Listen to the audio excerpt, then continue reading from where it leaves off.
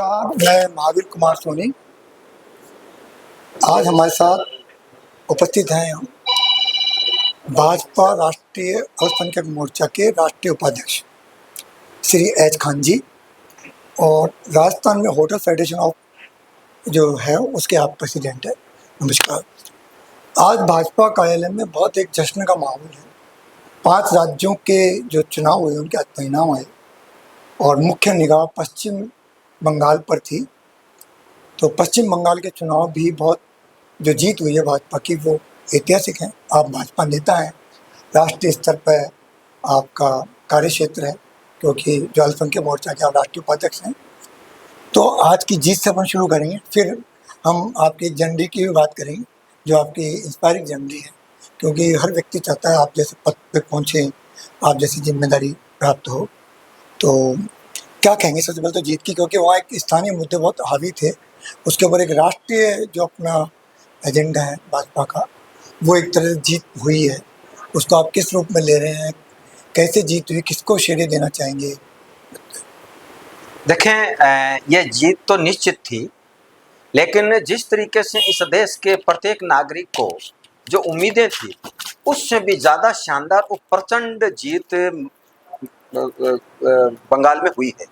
और ये जीत हम ये कहते हैं कि वहाँ के जो हमारा बीजेपी कार्यकर्ता है स्टेट का, उनको तो है ही है, लेकिन मुख्य रूप से ये जीत का श्रेय माननीय प्रधानमंत्री नरेंद्र मोदी जी को जाता है, क्योंकि इस देश के अंदर में करीब करीब 300 योजनाएं माननीय प्रधानमंत्री जी ने प्रारंभ की और उन सभी 300 योजनाओं का फायदा इस देश के प्रत्येक नागरिक को धरातल तक पहुंचा। और इस देश का मेरे को लगता है करीब करीब 98% इस देश का नागरिक जिनके पास में इन 300 योजनाओं में से किसी न किसी योजनाओं का फायदा जरूर पहुंचा है। 2% ऐसे होंगे जो किसी कारणवश या तो वो ऐसे संपन्न है जिस उनको शायद किसी योजना की जरूरत नहीं है, किसी योजना के लाभ की। लेकिन हमारा मानना है कि इस देश के प्रत्येक वर्ग को, प्रत्येक क्षेत्र को, प्रत्येक धर्म को, प्रत्येक नागरिक को, चाहे वो किसी भी स्तर का होगा, वहां पर माननीय प्रधानमंत्री नरेंद्र मोदी जी की योजनाओं का फायदा पहुंचा। और जब हम बात करने लगेंगे इन सभी योजनाओं की कि कौन कौन सी योजनाओं में कितना फायदा देश के नागरिकों को पहुंचा और कितना अल्पसंख्यक समाज को पहुंचा, कितना दलित समाज को पहुंचा, अगर हम इन बातों के विस्तार में अगर जाएंगे तो लगता है इसमें लंबे समय की आवश्यकता पड़ेगी। लेकिन निश्चित रूप से ये श्रेय माननीय प्रधानमंत्री नरेंद्र मोदी जी की योजनाओं को, उनकी कार्यशैली को और उनके नेतृत्व को, उनकी लीडरशिप को। आ रहे हैं जाओ, आप चल जाओ। इसलिए हम ये कहते हैं कि निश्चित रूप से इस प्रचंड जीत का एक बहुत शानदार मैसेज पूरे भारत के अंदर में गया है। और निश्चित रूप से इस देश का प्रत्येक नागरिक आने वाले दिनों में भी चाहता है कि माननीय प्रधानमंत्री नरेंद्र मोदी जी ने जिस तरीके से 2014 के अंदर में इस देश की कमान संभाली थी, उस टाइम इस देश की पोजीशन क्या थी और आज कहां इस देश की पोजीशन पहुंची है, इस देश के प्रत्येक नागरिक को इस चीज का एहसास है। इस देश के प्रत्येक नागरिक को एहसास ही नहीं है, उनको उन सभी फायदों का, योजनाओं का जो फायदा पहुंचा है वो उनको फीलिंग है और उनको पता है कि इस देश के अंदर में अगर हम सेफ हैं, अगर हम एक हैं और इस देश को और विश्व स्तर पर लोकप्रिय बनाना है, तो माननीय नरेंद्र मोदी जी एक ऐसा नेतृत्व है जो निश्चित रूप से हर क्षेत्र में इस देश के प्रत्येक नागरिक को, इस देश की प्रतिष्ठा को आगे लगातार बढ़ाते रहेंगे। फेडरेशन ऑफ होटल एसोसिएशन के आप अध्यक्ष हैं। राजस्थान में मैंने देखा है भी, क्योंकि मैं सभी होटल एसोसिएशन के जो मतलब बड़े होटल्स हैं, समूह हैं, उन सबसे मिलता रहा हूँ। और टूरिज्म का एक होटल एसोसिएशन होटल्स से बहुत बड़ा लिंक है, क्योंकि टूरिज्म बढ़ता है तो होटल्स भी बढ़ती है और एक दूसरे के चोली दामन का साथ है। तो आपके फेडरेशन के बारे में जो आपका परिचय है और थोड़ा संक्षिप्त में झंडी आपकी जो इस राष्ट्रीय उपाध्यक्ष आप बने, कुछ इस बारे में, और होटल एसोसिएशन जो टूरिज्म से जुड़ा उस बारे में। देखें, मेरे लिए सौभाग्य की बात है कि हमारी टीम ने मेरे को hotel federation of Rajasthan president के रूप में दायित्व दिया और हम ये प्रयास करते हैं कि उन दायित्वों का निर्वहन हम लगातार करते रहें। होटल फेडरेशन ऑफ राजस्थान एक ऐसा संगठन है जिसकी ब्रांच इस राजस्थान के अंदर में सभी संभाग स्तर पर, और वो सभी स्थान जहाँ पर पर्यटन की दृष्टि से वो जिले जो बहुत महत्वपूर्ण भी है और वहाँ पर्यटकों की संख्या लगातार पिछले 10 सालों से बढ़ रही है, वहाँ पर भी हमारा गठन हो चुका है। विशेष रूप से हमारा गठन जोधपुर, उदयपुर, भरतपुर, कोटा, बीकानेर, शेखावाटी संभाग और जोधपुर और सवाई माधोपुर, बारां, पुष्कर, इन सभी जगह हमारा गठन हो चुका है। और फेडरेशन का काम ये होता है कि राजस्थान में पर्यटकों की संख्या कैसे बढ़े, हमारे जो पर्यटक स्थल है जिनकी लोकप्रियता ज्यादा से ज्यादा भारत और विश्व स्तर पर कैसे बढ़े, जिससे ज्यादा पर्यटक राजस्थान में बढ़े। मैं ये कहता हूँ कि 2013-14 के अंदर में जब राजस्थान के अंदर में करीब 4-4.5 करोड़ पर्यटक आते थे, और इन माननीय प्रधानमंत्री नरेंद्र मोदी जी का जो कार्यकाल रहा है, इस कार्यकाल के अंदर में लगातार पर्यटकों की संख्या राजस्थान में बढ़ी।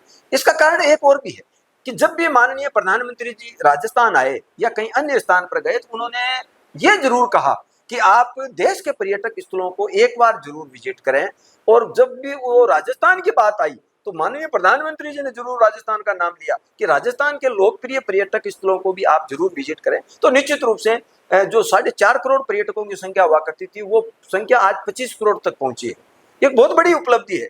तो मैं ये कहता हूं कि राजस्थान के अंदर में करीब 13% जीडीपी का जो हिस्सा पर्यटन सेक्टर से आता है, और इस देश के अंदर में 6%, और करीब 30 लाख लोगों को रोजगार पर्यटन सेक्टर से मिला हुआ है। तो मैं कहता हूँ एक बहुत बड़ा वर्ग जिसको पर्यटन सेक्टर से रोजगार भी मिला हुआ है, जीडीपी का एक बड़ा हिस्सा पर्यटन से आता है।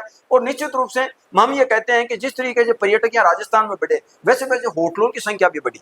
जो संख्या होटलों की करीब 4-5 हजार हुआ करती थी, जो आज करीब 20,000 के करीब होटलें राजस्थान में बनी है। क्योंकि आवश्यकता आविष्कार की जननी होती है। जब पर्यटक ज्यादा आते हैं और जब उनको आवश्यकता होती है, तो कमरों की संख्या निश्चित रूप से बढ़नी भी चाहिए।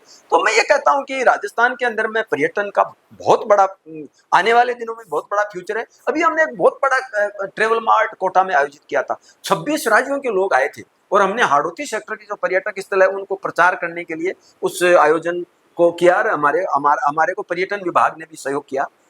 उन्होंने हमें फंड भी दिया, और उस फंड के साथ साथ हमने भी हमारी तरफ से भी फंड इकट्ठा किया। एक बड़ा विशाल का एक आयोजन हमने किया था, 3 दिन तक था, और उसके अंदर में 15,000 लोगों ने हमारे जो है स्टॉल थे उनको विजिट किया। तो निश्चित रूप से इस टाइप के आयोजन आगे भी होटल फेडरेशन ऑफ राजस्थान करेगा पर्यटन विभाग के सहयोग से। निश्चित रूप से हमारी कमान है इस पर्यटन सेक्टर की, माननीय दिया कुमारी जी के साथ है, जो जन्मजात पर्यटन सेक्टर से जुड़ी हुई है। हमारे राजस्थान में अभी नित नए बड़े बड़े कार्यक्रम आयोजित हो रहे हैं पिछली सरकारों की तुलना में।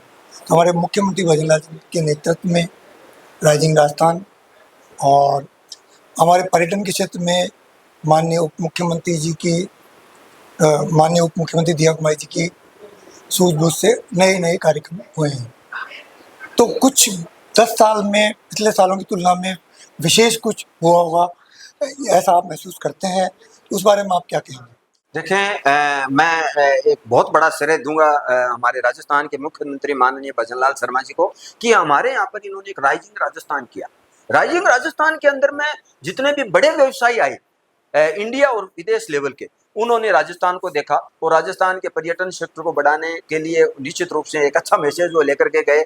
हमारे यहाँ पे एक प्रवासी राजस्थानी सम्मेलन हुआ, बहुत बड़ा सम्मेलन। वो पूरे भारतवर्ष के 36 राज्यों के लोग उस सम्मेलन में आए, और ये श्रेय मैं दूंगा माननीय भजनलाल शर्मा साहब, हमारे जो मुख्यमंत्री जी है, और निश्चित रूप से हमारी पर्यटन मंत्री दिया कुमारी जी, जो जन्म से ही इस सेक्टर से जुड़ी हुई है, और माननीय मुख्यमंत्री जी ने यह दायित्व दिया कुमारी जी को दिया। तो हमारे लिए सौभाग्य की बात है कि जब भी हम दिया कुमारी जी के पास जाते हैं, माननीय हमारी पर्यटन मंत्री जी भी है, निश्चित रूप से हमारी उप मुख्यमंत्री जी भी है, वो हमारी बात सुनती है, और जहां पर भी उनको लगता है कि पर्यटन सेक्टर को बढ़ाने के लिए किस सेक्टर में कहाँ क्या कदम उठाना चाहिए, वो इमीडिएट उठाती है, और इमीडिएट हर बात का एक्शन लेती है। यही कारण है कि लगातार यहाँ पर्यटन सेक्टर में बढ़ोतरी हो रही है, और निश्चित रूप से जो पर्यटन सेक्टर में बढ़ोतरी होती है, तो हमारे यहाँ जीडीपी और रोजगार में भी बढ़ोतरी होती है। एक बहुत बड़ा वर्ग राजस्थान के अंदर में, एक वर्कर का जो वर्ग है, वो पर्यटन सेक्टर से जुड़ा हुआ है।